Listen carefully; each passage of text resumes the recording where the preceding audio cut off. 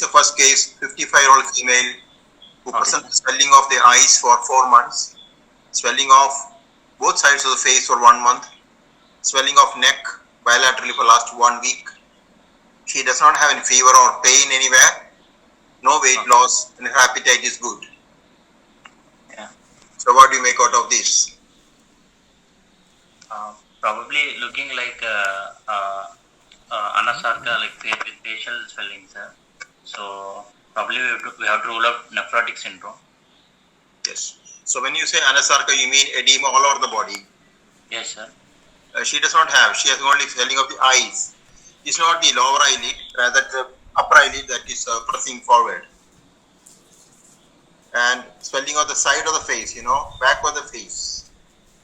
Not the whole face. Okay, sir. Sides. Not the perioral or area around the eye or the nose. It is around the side. Rather, it can go to the back angle of the jaw. Okay, sir. Both sides. And swellings of the neck.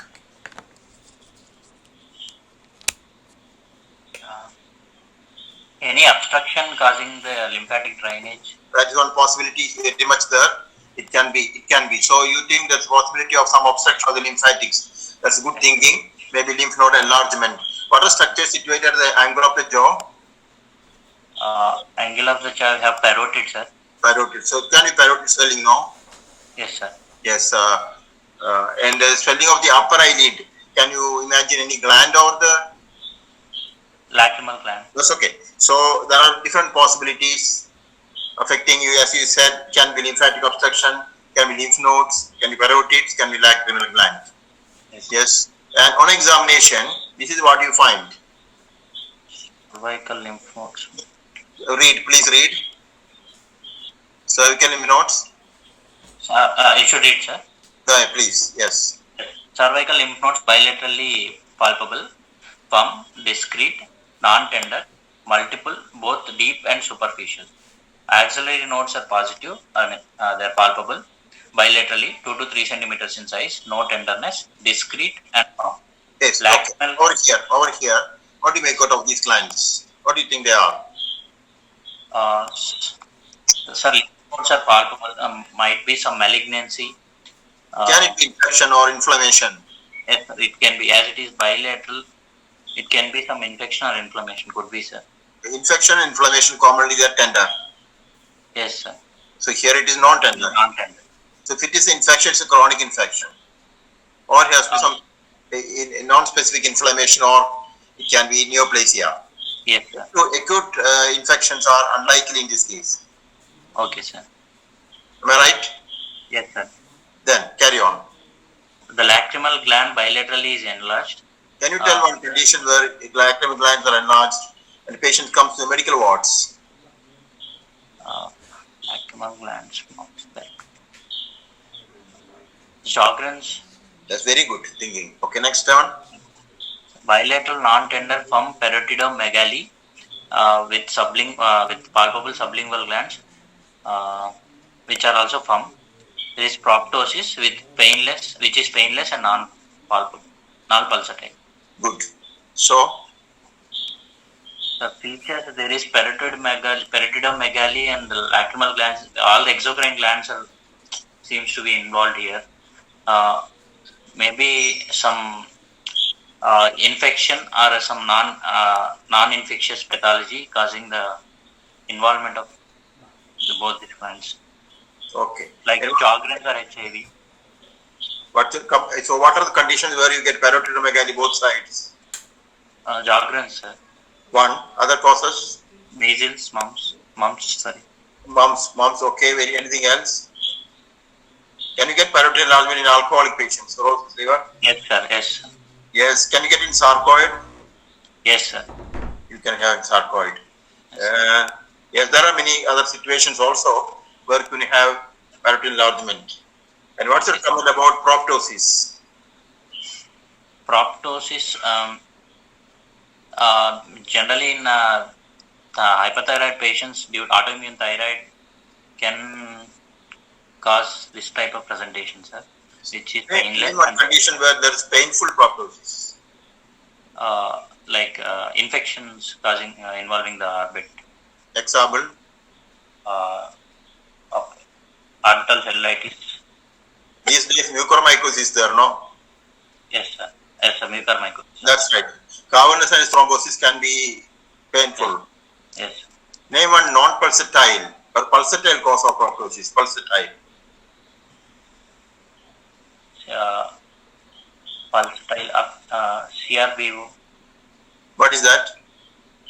Lateral vein occlusions. No, pulsatile means there's a carotid or cavernous fistula. Okay, sir. So that can also produce a pulsatile. So this is not pulsatile. This is painless. That's trying to rule out a couple of conditions. So in summary, we have a patient with proptosis, Okay, sir. enlargement of these glands, plus there is enlargement of lymph nodes. Lymph nodes. So can you put all together one? Any storage disorders? Yes, let us see. So this is a picture of this patient. Can you see this parotid? Yes, sir. I can. And you can see the lymph nodes of the neck also. Yes, sir. And the second picture and the fourth picture shows the scar where from a biopsy of the lymph node was taken. Okay, sir. So both parotids, lymph nodes, and sublingual gland also you can see in the third picture. Okay, sir. And the eye has not come up well in this picture. So what are the possible differential diagnoses? Any infections? Infection, it has to be chronic infection. Yes, sir. It has as Infection non-tender. or infiltration or neoplasia. But selectively is affecting this.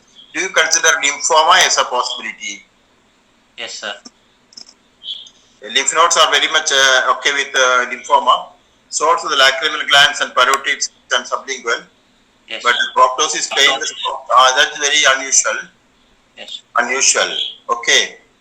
So tell me some causes for unilateral proptosis. Unilateral proptosis, like unilateral orbital cellulitis, unilateral infections involving the eye and eyeballs, sir. Very good, very good. Yes. Anything else? Cavernous sinus. Cavernous sinus fistulas And the most important is people with hyperthyroidism, Graves' disease, they can have unilateral to start with. Subsequently, they can have. okay, sir. Okay, granulomas, different types, even bleeding can produce pseudotumor and so on. Yes. So, when you look at the proptosis, how does direction help you? Sometimes Direction is usually outward only. that's right. That can tell you the site of the pathology. Okay. Okay, let us go to the cause of parotid enlargement.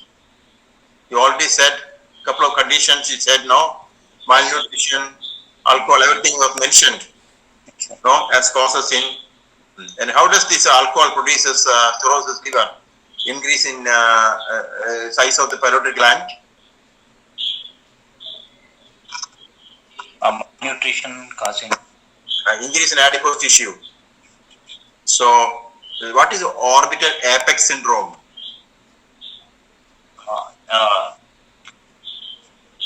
Where you can have involvement of the cranial nerves and also the second cranial nerve. It's called orbital apex syndrome. What is superior orbital syndrome?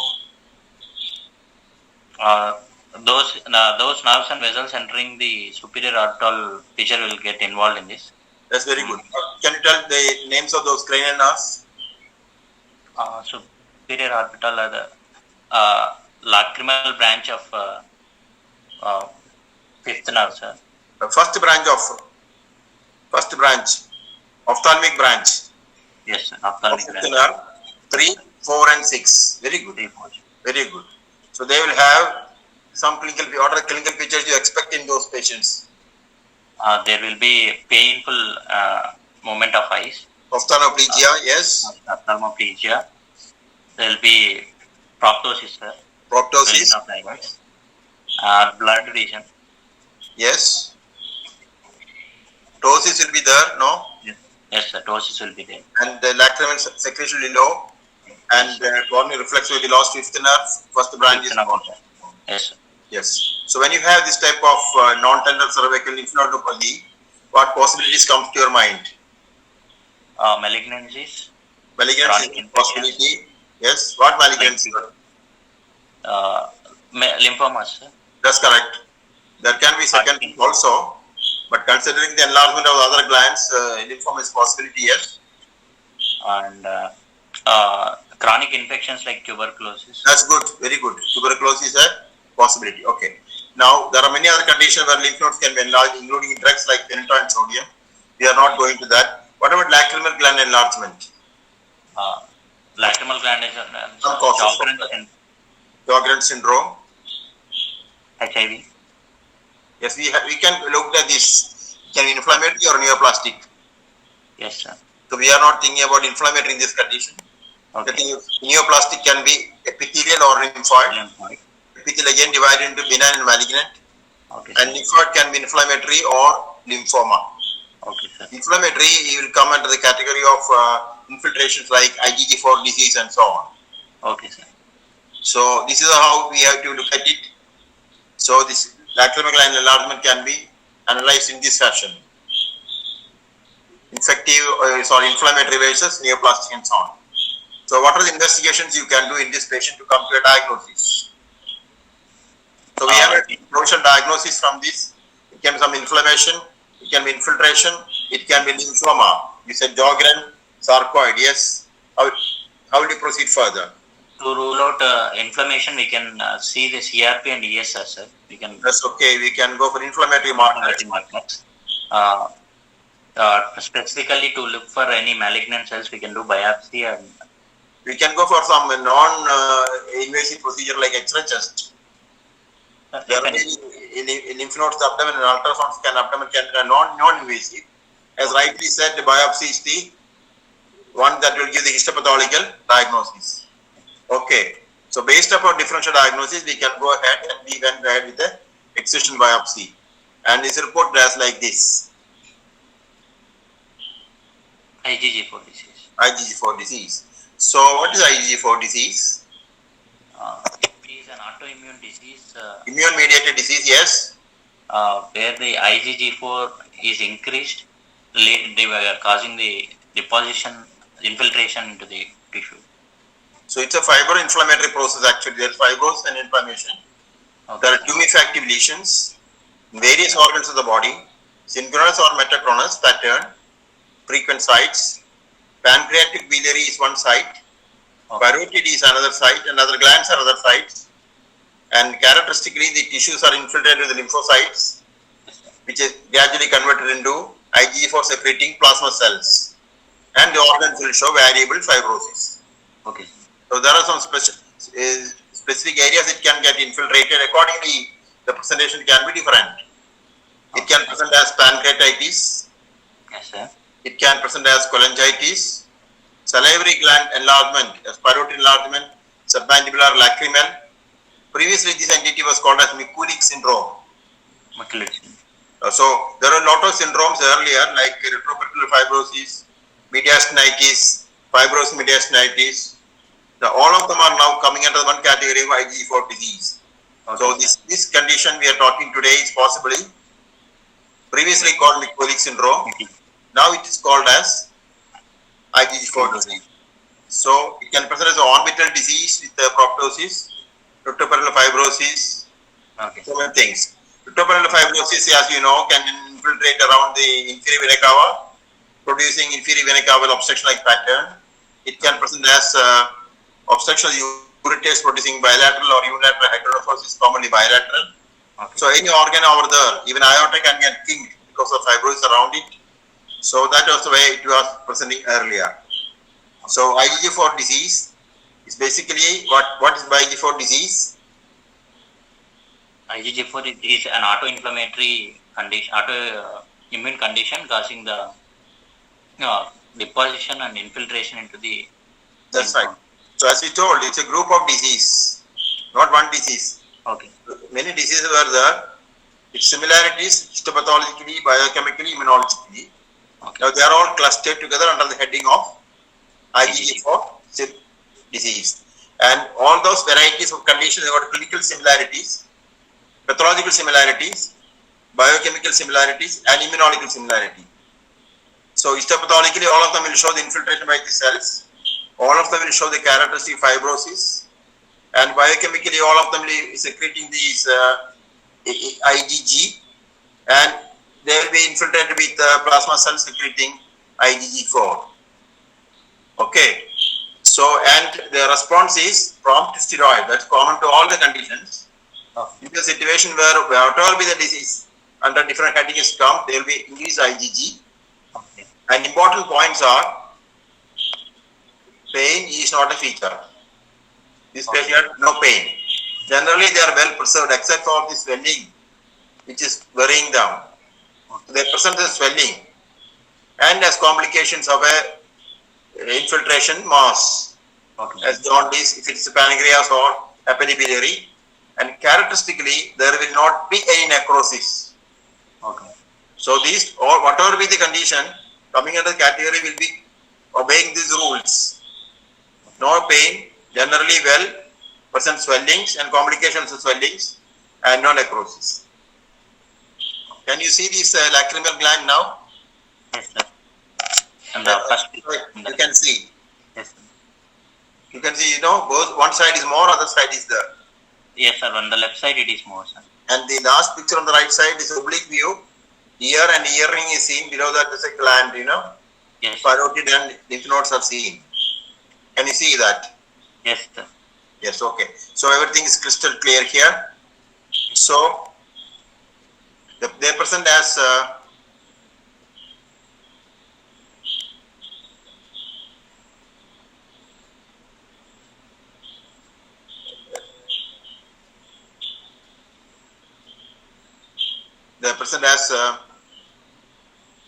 Not swelling and their response to treatment. Right.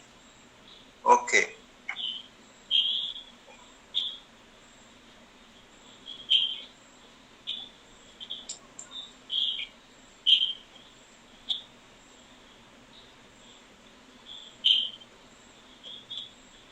Just carry on, just hang on.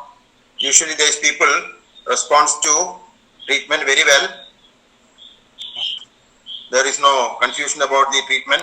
They do extremely well. This particular patient was put on steroids and there was not adequate response.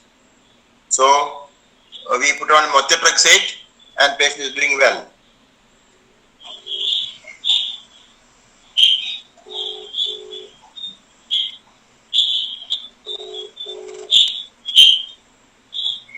If the patient is still not responding, you can go for MMF. Okay, sir. MMF can also be given.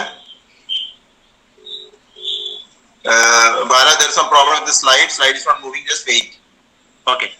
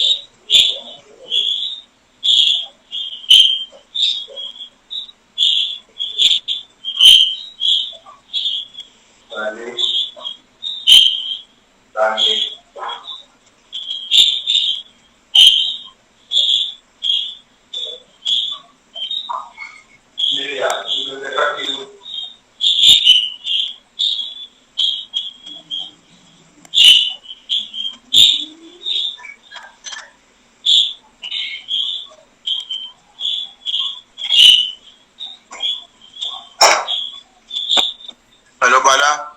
Yes, sir. Okay, clinically, how do they present? They present with non-tender swellings over neck and parotid, sir. They present like tumors. Swelling can be a presentation. Multiple organs. Multiple organs. Pathologically, what happens? There is infiltration of plasma cells into the glands, causing the secretion of IgG4, sir. That's very good. And there's a characteristic fibrosis called storiform fibrosis. That's feature later stages. And this fibrosis can obliterate the blood vessels, phlebitis. And what is meant by storiform fibrosis? These fibroblasts and inflammatory cells are arranged in a cartwheel appearance. Okay, sir. That's called storiform. Okay. Biochemically, what's the commonality about them? Increased IgG4 will be there. IgG4 levels.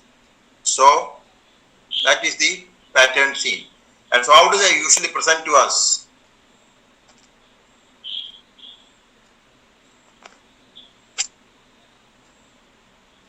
I couldn't hear you, sir. How do they present to us? They present with swellings over the neck and parotid, sir. Whichever organ is infiltrated can present as a mass. So, Sir? whichever organ is affected, Yes, sir. you get the swelling there. Okay, sir. So, the orbit means it may appear like a tumor. Okay. Kidney it may look like a carcinoma.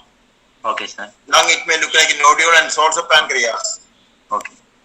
Okay, there are 4 phenotypes for this disease based upon the commonality of the involvement, Okay. going with the frequency which it comes. The one group will be diseases were confined to the pancreas and hepatobiliary system, where the presence of obstructive jaundice like Victor, or some symptoms and signs pertain to liver, bile duct and pancreas. Okay. Second group will be people coming with the involvement of the abdomen, where they come as peritoneal involvement. So variable presentation like aortitis, ureter obstruction, IVC obstruction, and so on, retroperitoneal fibrosis. Okay, sir.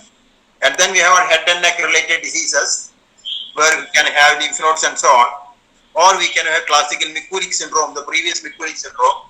Yes. That term is not used. Okay, sir. So, pancreatic-like presentation, salivary gland, pancreatic nephritis-like presentation, bronchial asthma-like. Infiltrate thyroid, it may mimic hard thyroid needles. Okay, sir. So, ocular sialadenitis, pseudotumors and so on. On steroid, the patient improved. And we are tapering the drug and patient is improving. Okay, sir. And patient is on follow-up. And what is the outlook?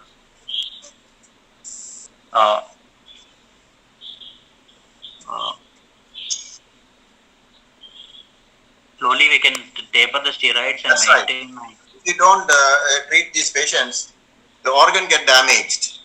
So permanently you may have no saliva, no lacrimal gland. The pancreas is damaged, you may become exocrine endocrine deficiency. So if the process becomes more, it may get ulcerate the cornea, you may become blind. Yes, sir. If they don't respond to any of these things, even rituximab or azathioprine or steroid sparing agents can be used. Okay. So, important point is they don't produce necrosis commonly. Pain is not seen. Generally, they are well. Okay, Present sir. swellings and masses or complications of mass. Okay, sir. The important point to be remembered is the points against the diagnosis. If somebody has got pain, always think, if somebody has got fever, don't make this diagnosis. Okay. Unexplained leukopenia, thrombocytopenia, eosinophilia, cryoglobulins and so on are against the diagnosis. ANCA, again against the diagnosis. Okay, sir. And no necrotic lesion should be seen in the Okay, sir. Right. biopsy. Again, no granuloma. The non-granulomatous disease. And antibodies directed against other organs or diseases are never seen in this condition. So, Oh, okay, sir. the IgG4 elevation is commonly seen, but not a must for diagnosis of this condition. Diagnosis. But when you follow up these patients, if you can estimate the levels, you can see whether they are responding to treatment or not. Okay, sir. If the elevation is there more than 5 times, is a helpful thing for diagnosis, but not a must. Okay, sir. So commonly it is should be more than 135 micrograms per deciliter. Okay, sir. Okay. Superior orbital syndrome, as you said, all the findings are there. So this is a common diagnosis these days. Our diagnosis was it is something like McCulloch syndrome, and biopsy clinches the diagnosis. So Okay, all the conditions were previously called as type 1 pancreatitis, McCulloch syndrome, sclerosing cholangitis, mediastinitis, fibrosing mediastinitis, retroperitoneal fibrosis. All of them had similarities clinically because all of them present like tumors. Okay, sir. And all of them had histopathological similarities, lymphoplasmacytic infiltrate, excess amount of IgG4 cells, obliterative phlebitis, and storiform fibrosis, and serologically they are mimicked increased amount of IgG4. What exactly produces this disease is not known. Any idea? No, sir. So autoantigens can trigger the condition. The human body may be intolerant to some of the antigens, but more than that is nothing is known. But it is known that the CD4 T cells orchestrate the disease, sustained by continuous antigen production by antibody production by lymphocytes. Okay, sir. Because the antigen is presented by lymphocytes and plasma cells produces the antibodies. Antibody. So that is how the disease get evolved, and that's it. Okay. Okay, The sir. final diagnosis in this case is IgG4 is presenting as Mikulicz lymphoma involving the neck and glands. Okay. Exocrine gland.